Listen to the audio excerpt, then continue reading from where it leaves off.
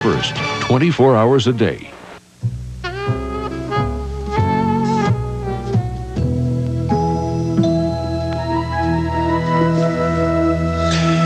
Back now, 7:30 on a raucous Friday morning, along with Margaret, Larson, Al Roker. I'm Bryant, Gumbel. Margaret's joining us while Katie's away on vacation. She'll be back on Monday. Roker's here while Willard's away on vacation. He'll be back a week from Monday. Right. Right? Okay. We need a scorecard. Yeah, something like that. So we're going to talk about the Soviet Union in this half hour as it struggles with its transition to democracy. The economic hardships are producing some unusual things on the streets.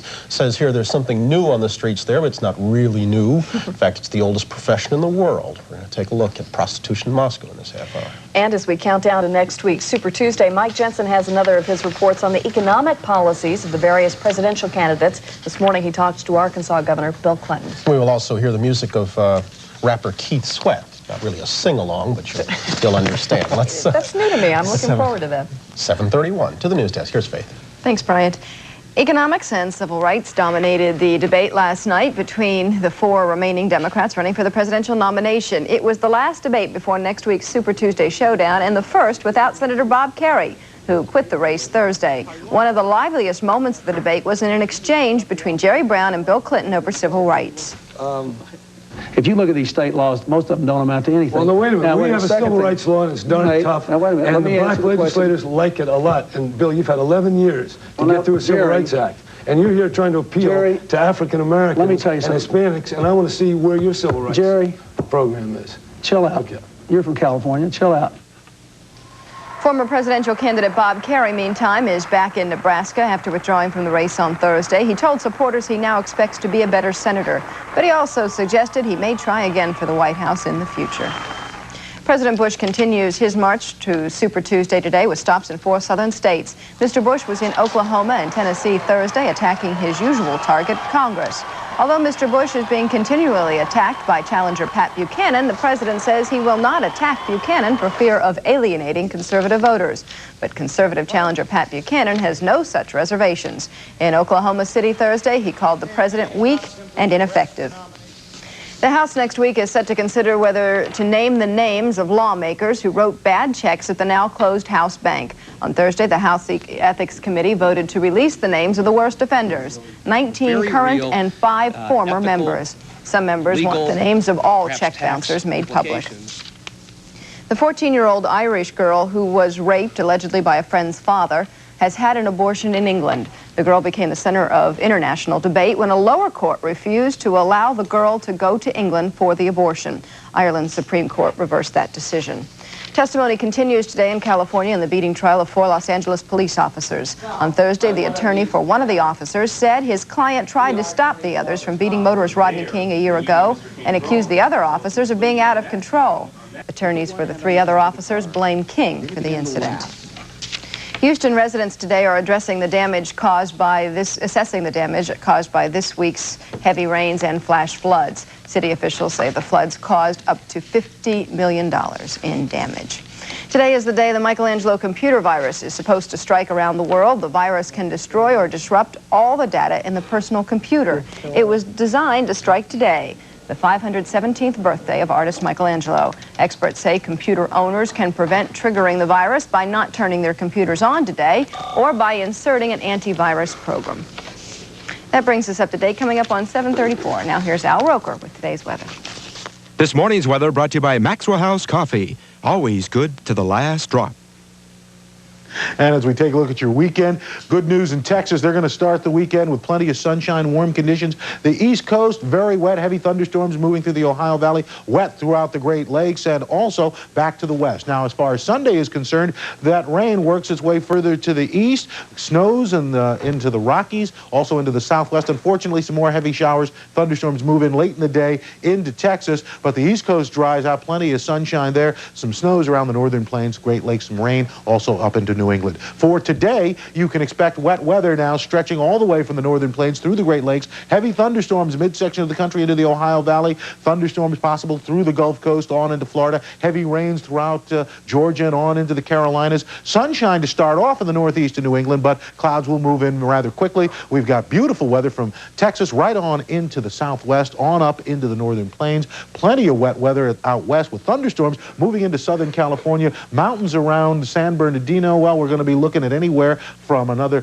1 to maybe even 1.5 feet of snow. And as you go on up into the northwest, snows in the upper elevations of the Cascades, rain right along the coast. That's what's going on around the country. Here's what's happening in your neck of the woods. Well, it looks like the rain will continue, but the good news is so will the warmer than normal temperatures. You know, we're about 25 degrees above normal right now. Light rain and drizzle throughout the day today. Then for tonight, 51 degrees after a high today of 60. 7:36 now again. Here's Bryant. All right, Albie, thanks. Amid big economic troubles, the ruble is becoming increasingly worthless with each passing day in Russia. As it does, other currencies are in great demand, and so it seems are sexual favors. The confluence of the two has some young women finding new cash in an old trade. NBC's Jim Maceda reports from Moscow. I don't enjoy it. I don't wear makeup. I don't wear bright dresses. I simply go for a walk in the evening. I don't stand near hotels. There is too much competition there. I usually stroll along Red Square, and I often get what I want. What Lena wants is hard currency, dollars. Lena is 18, and like most teenagers, has learned that with the Russian economy in free fall, the dollar talks. So Lena, a nurse who studies Russian philosophy by day, by night, sells her body for dollars. Lena's part of a booming business, teenage prostitution. One trick, $100. That's more than she would make in over 2 years as a nurse in rubles. Lena still lives with her parents, but she's saving dollars to buy her own apartment, something Boris Yeltsin's reforms now permit. And like many hard currency prostitutes, she says she'll quit as soon as she gets what she wants. My father is a biologist, but he's a heavy drinker. My mom, a retired doctor, has to take care of herself, and I have to take care of myself to survive somehow.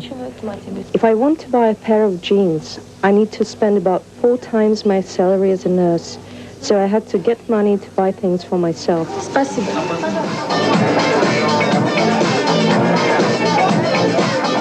Night Flight, a chic disco club in downtown Moscow. Even on a busy night, customers never outnumber available prostitutes. Late teens to mid-20s with children, a good education. Their profile is common. Their take-home pay is not. Up to $500 a night, more than most Russians would see in a lifetime. No wonder prostitution has become an elite job. So much so that when a recent poll asked Moscow high school girls which profession they aspire to the most, 70% said prostitution. They want a luxury life, fast cars, travel, rich guys, and they can't achieve that good life any other way.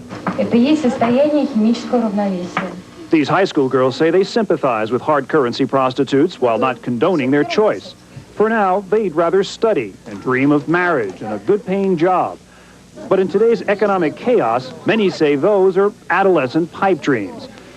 What people want is here in hard currency stores.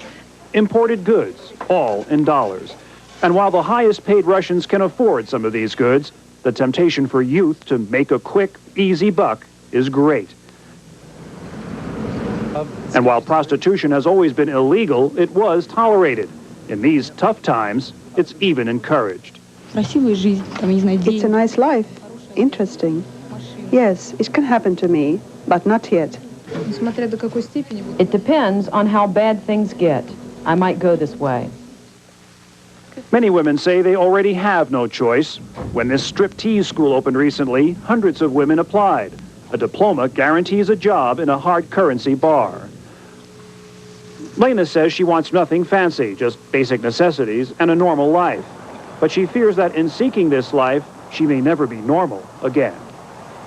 For today, Jim Maceda, NBC News, Moscow. Moving past 7:39 on this Friday morning. Up next, Mike Jensen takes a look at the economic promises of candidate Bill Clinton. And later this half hour, Keith Sweat give us an example of why he gave up his day job on Wall Street. We're back in a moment. First, these messages.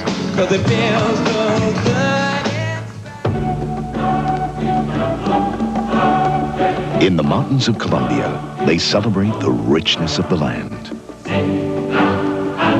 And from this land comes the richness of